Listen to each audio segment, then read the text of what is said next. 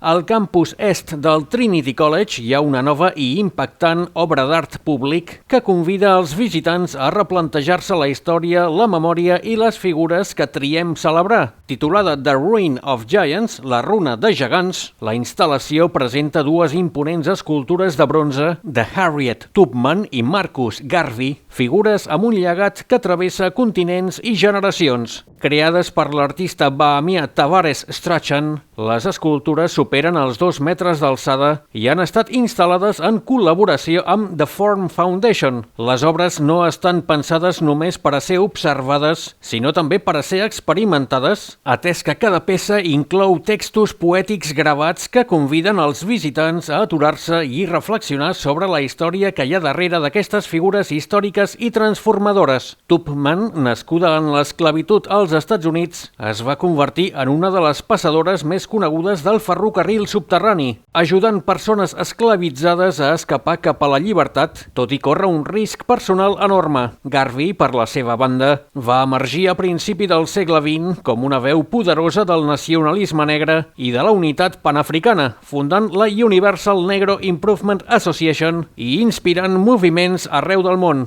En situar-los junts, Strachan crea un diàleg entre diferents èpoques i maneres d'entendre l'alliberament. El campus est del Trinity ofereix un espai idoni. Situat a prop de Gran Canal Dock, una zona associada amb la innovació i el desenvolupament modern, l'espai reflecteix l'ambició del Trinity College de combinar tradició i pensament modern. Tal com va assenyalar la degana Linda Doyle, la instal·lació fomenta la reflexió sobre l'art i la ciència, la política i el poder, reforçant l'esperit interdisciplinari de la universitat. El que fa especialment suggerent Ruin of Giants és el seu títol. Lluny de presentar aquestes figures com a herois intocables, la paraula runa suggereix fragmentació, reinterpretació i el pas del temps. L'obra de Strachan sovint explora històries oblidades i buits en la memòria col·lectiva, plantejant qui és recordat i de quina manera. En aquest sentit, les escultures no són monuments estàtics, sinó punts de partida per al diàleg. L'exposició, oberta fins al mes de juny,